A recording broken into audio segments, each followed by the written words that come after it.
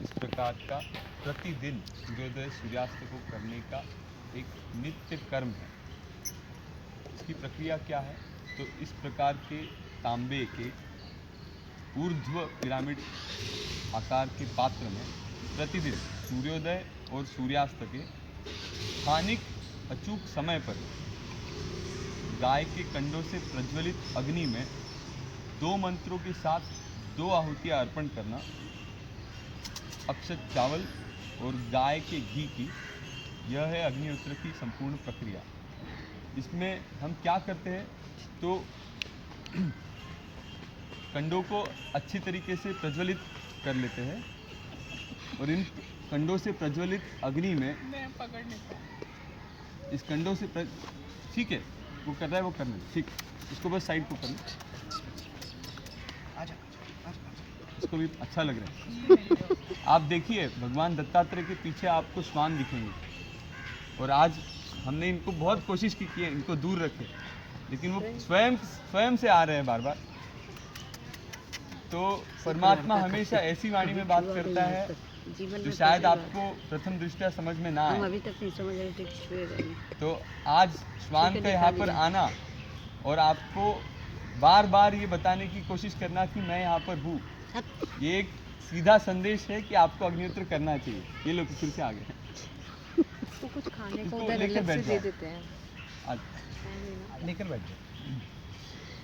अग्निहोत्र की प्रक्रिया बेहद सरल है। इस प्रकार के पात्र में पात्र का नाप निश्चित है, 14.5 सेंटीमीटर बाय 14.5 सेंटीमीटर ऊपर, 5.25 बाय 5.25 सेंटीमीटर नीचे।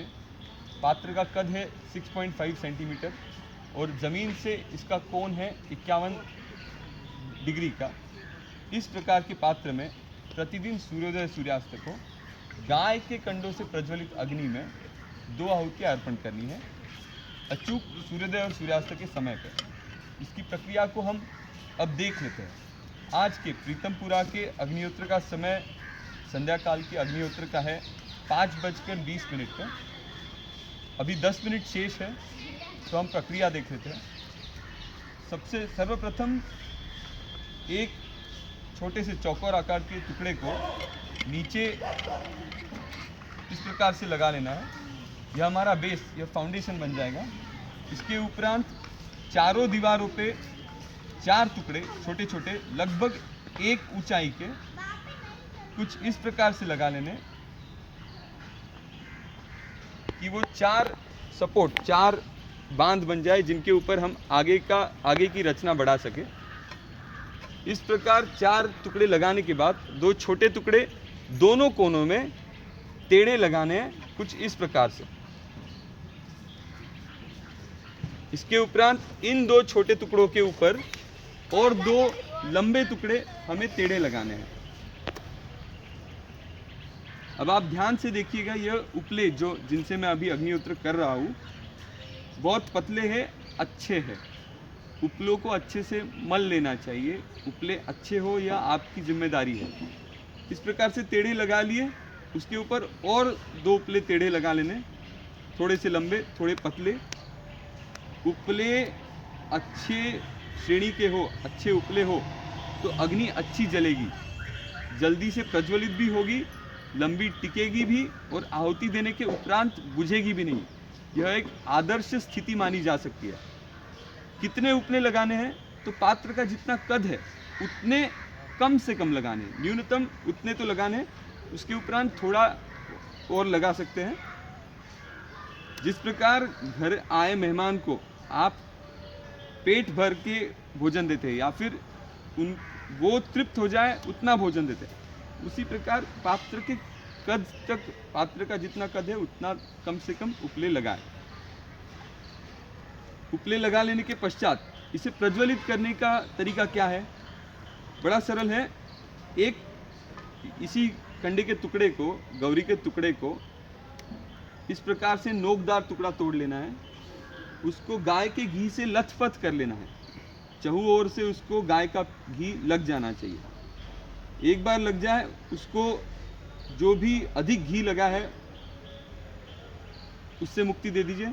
फिर बचे हुए टुकड़े को, ये हमारा रॉकेट हो गया, ये हमारा क्षेपणास्त्र हो गया, इससे हम जलाएंगे। अभी 7 मिनट बचे हैं। किसी कपूर की आवश्यकता नहीं है, किसी दूसरे ज्वलनशील पदार्थ की आवश्यकता नहीं है, केवल गाय के घी से बहुत सुंदर अग्नि जलेगी। अब ऐसा ही क्यों जलाना है, ये सवाल आना चाहिए। तो ऐसे कोई मर्यादा तो नहीं है कि इसी प्रकार से जलाना है, लेकिन किसी चीज़ को बार बार करके ये पता चला कि इस प्रकार जलाने से अच्छा जलता है, जल्दी जलता है, उसमें वायु विजन, उसमें वेंटिलेशन बहुत अच्छा होता है, हवा खेलती रहने से आहुति देने के उपरांत भी अग्नि जलती रहती है। अग्निहोत्र की आदर्श स्थिति यदि बतानी हो तो सबसे पहले तो अग्निहोत्र के समय से पहले आप दक्ष हो चुके हैं, आपको पता है अग्निहोत्र का समय आने वाला है। आप जहाँ पर भी हो, कभी बिल्डिंग के अंदर हो सकते हैं, बाहर हो सकते हैं, कहीं घूमते आप सफ़र में हो सकते हैं, अंदर एक बार पता चल जाए कि अग्निहोत्र का समय होने वाला है, उसके उपरांत अग्निहोत्र के समय से पूर्व पहले रुक जाए, अच्छी जगह देख ले, उसके उपरांत अपनी तैयारी अच्छे से कर ले।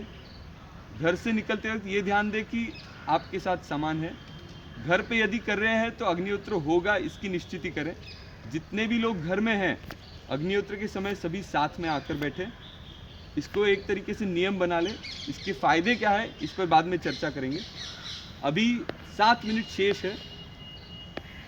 अब इस अग्निहोत्र के पात्र को प्रज्वलित कर लेते हैं। जो नुकीला टुकड़ा हमने शुरुआत में बनाया था उसे प्रज्वलित कर लेते हैं। मैंने बड़ी आसानी से जिस नुकीले टुकड़े को आड़ी स्थिति में रखा था उसके नीचे एक तीली पकड़ ली। तीली अंदर नहीं डालनी है, तीली को मैंने बाहर छोड़ दिया। इस जलते हुए टुकड़े को शुरुआत में थोड़ी सहायता करने की शायद आवश्यकता पड़े। अब यहाँ पर हवा नहीं है तो ये आसान है। यदि हवा हो तो ऐसे समय के लिए आपको कपूर उपयोग में लाना चाहिए। हो सके तो शुद्ध कपूर का उपयोग करें। इस प्रकार यह टुकड़ा टेढ़ा पकड़ने पर अच्छे से जलने लगेगा।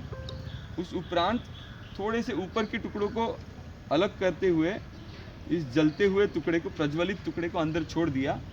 वापस बाकी टुकड़ों को अपने स्थान पर रख दिया और आराम से बैठ गए। अब आप तैयार है अग्निहोत्र का आनंद लुफ्त उठाने के लिए। इतना आनंद आता है, आप देखिए धीरे धीरे वो अग्नि जलेगी, अग्निदेव आपको आशीर्वाद देंगे। आप एक छोटी सी बात को समझने की कोशिश कर सकते हैं। जिस भी परिवार, सदन परिवार सुखदाई, साथ में रहने वाला, इकट्ठा रहने वाला, साथ में रहने वाला परिवार सुखदाई है। जिस पिता के साथ बेटा है, जिस पिता के साथ परिवार है, जिस बेटे के साथ पिता है, वो एक दूसरे की अच्छाई, बुराई, ज़रूरतें जानते हैं। मेरे पिता को क्या पसंद है ये मुझे तब पता होगा यदि मैं साथ में रहता हूँ। उसी प्रकार मेरे पिता को भी पता है कि मुझे क्या पसंद है, किस चीज़ की आवश्यकता है। उसी उदाहरण को अग्नि से आप जोड़ सकते हैं। परमपिता परमेश्वर है, आपके सामने बैठे हैं, केवल 2 निवालों के भूखे हैं। अब सोचिए, जब मैं रोज प्रतिदिन जब अग्निहोत्र कर रहा हूँ तो मुझे पता चलेगा जल्दी अग्नि का पात्र कैसे सुलगाना चाहिए। यदि अभी जिस प्रकार से थोड़ा धुआं होना शुरू हुआ है तो ऐसे पात्र को अच्छे से कैसे सुलगाना चाहिए। यदि पात्र जल जाए, अब हम एक प्रात्यक्षिक करेंगे। 3 मिनट बचे हैं, मैं इस पात्र को धुआं होने दूंगा। इस प्रकार से धुआं हो रहा है, इसको फिर से कैसे जलाएंगे। तो बहुत सरल सी बात है। इस पे सबसे पहले तो शांति से काम लें। अभी 3 मिनट बचे हैं, हड़बड़ी में ना जाए। थोड़ा सा घी ऊपर से हो सके तो गर्म हो जाए, इस प्रकार से छोड़ दें। एक बार घी डालोगे तो धुआं और होना शुरू हो जाएगा। अब आपको केवल एक माचिस की तीली लेनी है, एक छोटी सी चीज़ लेनी जिससे आप हवा दे सके। यदि कोई चीज़ नहीं है तो आप आपके हाथ से भी हवा दे सकते हैं, लेकिन फूकना नहीं है। इसके लिए ज़्यादातर किट में एक अच्छा सा फैन दिया जाता है। इस प्रकार हवा देने पर अग्नि जल जाएगी। उस जलती हुई अग्नि में आप आवश्यकता के अनुसार घी अर्पण कर सकते हैं। घी देने पर, घी अग्नि का बहुत पसंदीदा खाद्य है। कैसा दे तो गरम किया हुआ पतला घी दे। इस प्रकार से घी देकर अच्छे से अग्नि प्रज्वलित कर ली है। केवल जब कंडे जलते हैं तो उसमें से भारी प्रमाण में मीथेन गैस निकलता है, लेकिन घी देकर जब कंडे जलते हैं तो मीथेन का प्रमाण 90% कम निकलता हुआ पाया गया है। अग्निहोत्र में अभी 2 मिनट बचे हैं। अग्निहोत्र में आहुति हम अर्पण करेंगे अक्षत चावल, बिना क्षति पहुँचे हुए चावल, अखंड चावल। इसके 2 चुटकी चावल इस छोटी सी थाली में मैंने निकाल लिए। उसमें 4 बूंद गाय का घी, इसका मिश्रण बना लिया। अग्निहोत्र का समय, आहुति का समय होने के पूर्व यह सारी तैयारी करके हम तैयार हैं। अभी आपसे बात करते करते हुए ये सारी तैयारी की जा रही है, और वो भी बहुत सरल तरीके से, सरल ढंग से की जा रही है। इस घी को डाल के इस चावल और घी के मिश्रण को अच्छे से मिला लिया, सभी दानों को इकट्ठा कर लिया, इसके 2 निवाले बना लिए। अभी 1 मिनट शेष है। हम अग्निहोत्र के सूर्यास्त के मंत्रों का एक बार अभ्यास करेंगे। अग्नये स्वाहा अग्नये इदं न मम, प्रजापतये स्वाहा प्रजापतये इदं न मम। मैं एक बार आपको कृति करके दिखा रहा हूँ। मंत्र में जब स्वाहा आएगा उसी के साथ पहली आहुति अर्पण होगी, दूसरे स्वाहा के साथ दूसरी आहुति अर्पण होगी। पहले स्वाहा और दूसरे स्वाहा के बीच जो अंतर है वो उसका उपयोग आप करेंगे अगली आहुति की तैयारी करने पे। यदि हो सकता है पहले स्वाहा में आहुति हाथ से चिपकी रहे, थोड़ी सी आहुति बच जाए, तो उसको आप दूसरी आहुति के साथ मिला लें। इसके पश्चात भी, दूसरी आहुति देने के पश्चात भी यदि थोड़ी आहुति बच जाए तो उसको अंदर वापस ना डालें, उसको अपने थाली में छोड़ दें और शांति से उसके अलग रख के बैठ जाए। अभी 5 सेकंड बचे हैं। अब हम एक प्रात्यक्षिक करेंगे। यह आज का अग्निहोत्र है। अग्नये स्वाहा अग्नये इदं न मम, प्रजापतये स्वाहा प्रजापतये इदं न मम।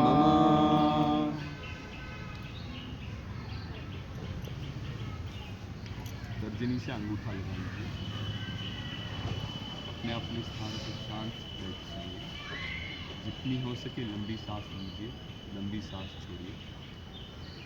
या तो उस अग्नि के पास देखें या शांति से अपने स्थान पर बैठेंगे।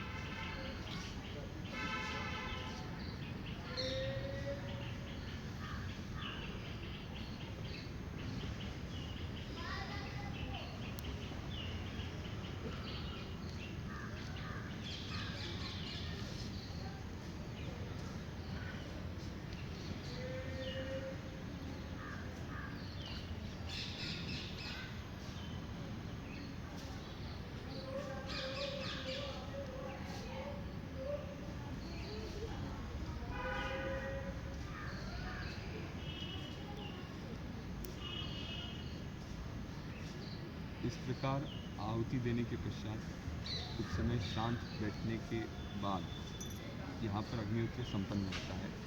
अग्निहोत्र के साथ बोलने की और भी कुछ प्रार्थनाएं हैं, जिसे सप्तश्लोकी, पंचशील प्रतिज्ञा और त्रिसत्य शरणागति के नाम से जाना जाता है। अग्निहोत्र के मंत्र केवल 2। सूर्योदय के मंत्र सूर्याय स्वाहा सूर्याय इदं न मम, प्रजापतये स्वाहा प्रजापतये इदं न मम। सूर्यास्त के मंत्र अग्नये स्वाहा अग्नये इदं न मम, प्रजापतये स्वाहा प्रजापतये इदं न मम। 2 मंत्रों के साथ 2 आहुतियाँ अर्पण करी। कुछ समय के लिए शांत बैठे। यहाँ अग्निहोत्र समाप्त हो जाता है। इस वातावरण में किया जाने वाले कार्य बाकी वातावरण में किए जाने कार्यों से कई अधिक परिणाम देते हैं। इस वातावरण में साथ ही बैठकर आप ध्यान कर सकते हैं, आपकी बाकी पूजा अर्चना कर सकते हैं। एक बार 2 आहुति अर्पण कर दी, उसके बाद उस पात्र को हस्तक्षेप नहीं करना। पात्र हो सके तो उठाकर किसी अच्छी जगह पर रख दे जहाँ पर उसे कोई धक्का ना दे, कोई परेशान ना करे। एक समय के अग्निहोत्र का परिणाम आगे के 12 से 14 घंटों तक चलते रहता है। सटल एनर्जी, सूक्ष्म ऊर्जा उससे निकलती रहती है, जो आपको और आपके परिवार को अच्छे विचार करने में और बाकी प्रदूषणों से निपटने के लिए मदद करती है। इसलिए इस पात्र को बाद में फिर से हाथ नहीं लगाना। 2 आहुति के उपरांत उसमें यदि कुछ बच जाए तो वो फिर से नहीं डालना। पात्र अभी बहुत अच्छी स्थिति में जल रहा है। आपको ये देखना है कि इस प्रकार पात्र जले। आहुति देने के पश्चात थोड़ी सी ज्योत आ रही थी और उसके बाद पात्र स्वयं ही शांत हो गया। आहुति देने से पूर्व 40 से 50% ज्वलन हुआ होना चाहिए। आहुति के दौरान, आहुति देने के उपरांत पात्र जलते रहना चाहिए और आहुति के पश्चात भी पात्र जलते रहना चाहिए। कुछ समय बाद अपने आप आहुति अग्नि कम हो जानी चाहिए और इतना ही धुआं आना चाहिए। यह एक सही आदर्श तरीका है। यदि इससे बहुत ज़्यादा आ रहा है और आपको बहुत तकलीफ हो रही है तो शुरुआत में तकलीफ हो जाएगी, कोई दिक्कत नहीं। पहले दिन हो सकता है रोटी अच्छी ना बने, लेकिन धीरे धीरे अच्छी बन सकती है। तो करते रहिए, अपने आप अच्छा होने लगेगा। जैसे आपको धीरे धीरे पता चलेगा अग्निहोत्र करते करते कि अच्छा पात्र कैसे सुलगाना है, जल्दी में कैसे सुलगाना है, यदि बुझ जाए तो जल्दी कैसे सुलगाना है, लोगों को बताते वक्त कैसे सुलगाना है, घर से बाहर अग्निहोत्र कैसे करना है, ऐसे कई पहलू आप जानोगे। उसी प्रकार जैसे मुझे पता चलेगा कि अग्निहोत्र अच्छा कैसे करना है, वैसे मेरे प्रभु को, अग्नि को भी पता चलेगा कि मुझे किस चीज़ की आवश्यकता है। और यकीन मानिए आवश्यकता पड़ने पर वो चीज़ आएगी। सबसे पहले तो ये विश्वास आएगा कि वो चीज़ आएगी, और ये विश्वास ही बहुत ताकत देने वाली चीज़ है।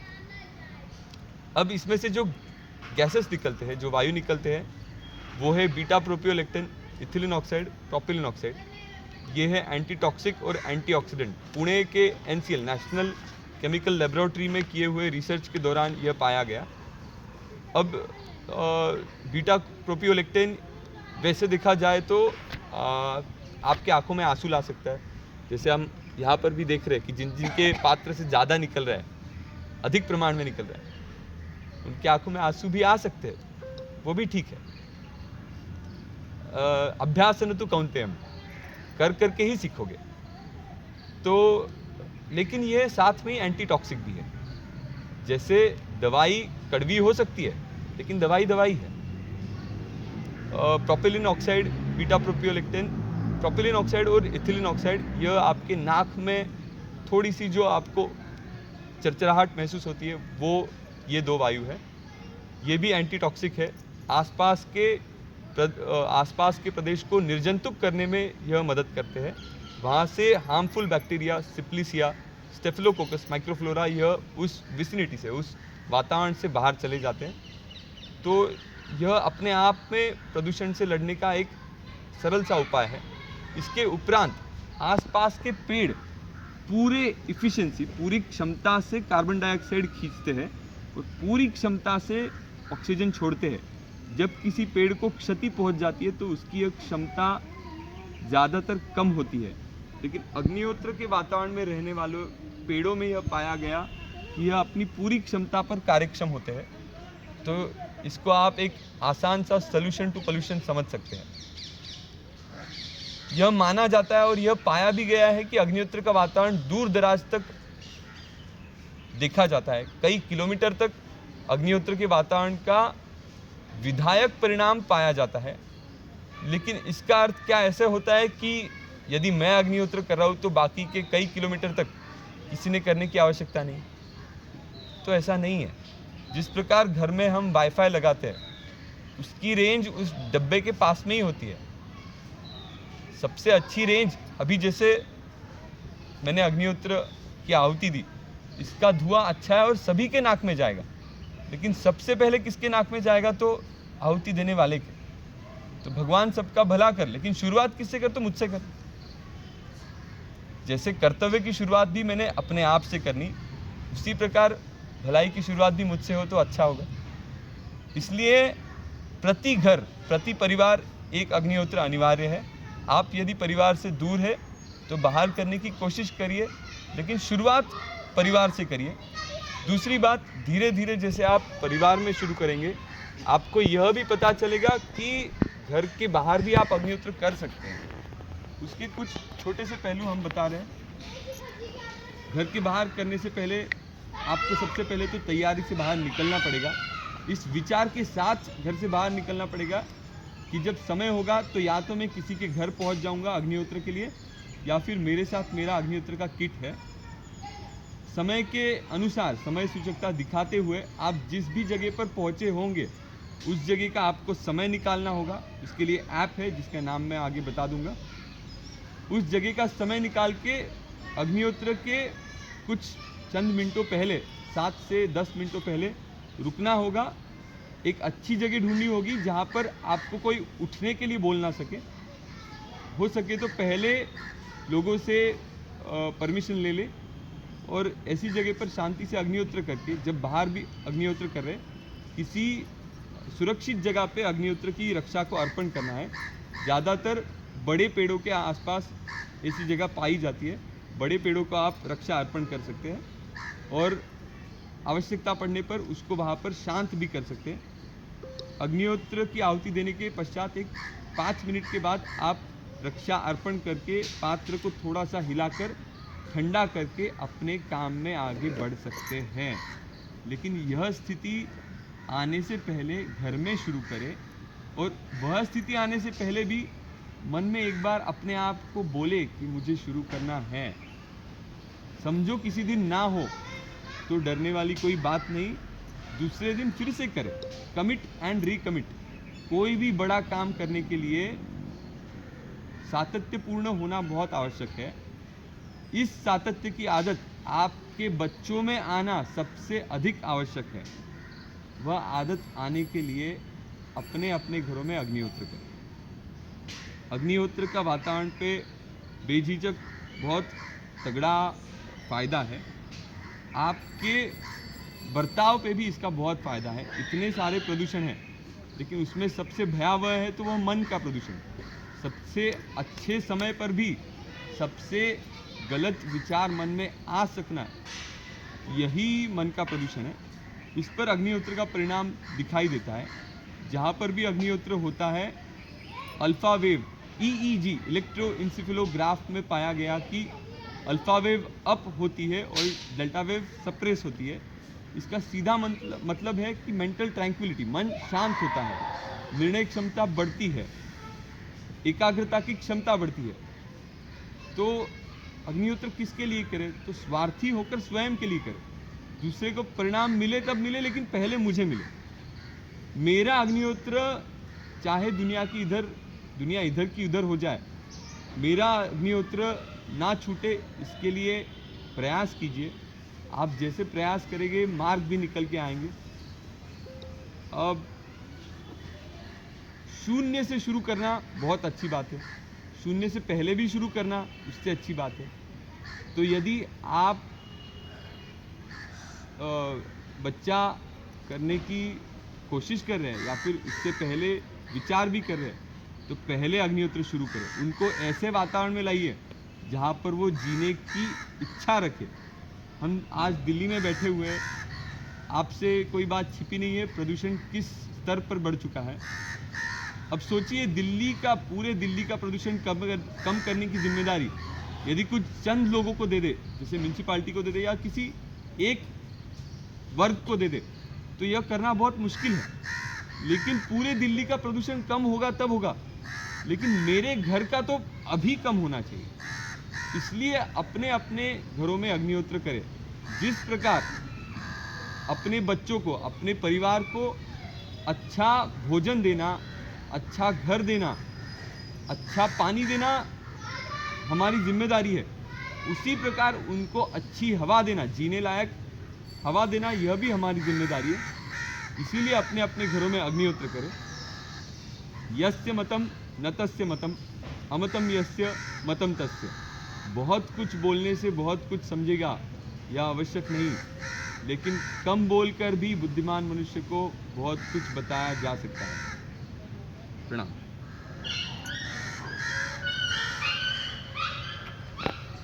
कुछ सवाल पूछने हैं?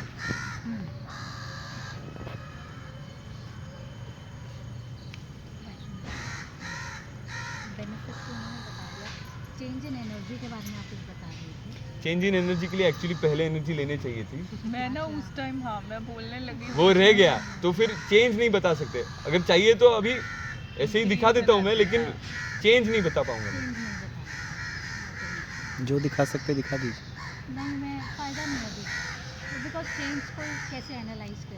पहले लेना चाहिए था नहीं एक्चुअली। कोई बात नहीं, अभी हम एक बार आप इसका रिकॉर्ड छोटा सा स्निप ले लो, देखते हैं बाद में। चेंज इन एनर्जी का नहीं अभी की एनर्जी का, अभी तो की वी energy कैन का। स्टार्ट विद कि दिस इज अ मीटर एक मिनट, दैट रुक जाओ। मेजर्स एनर्जी और समथिंग।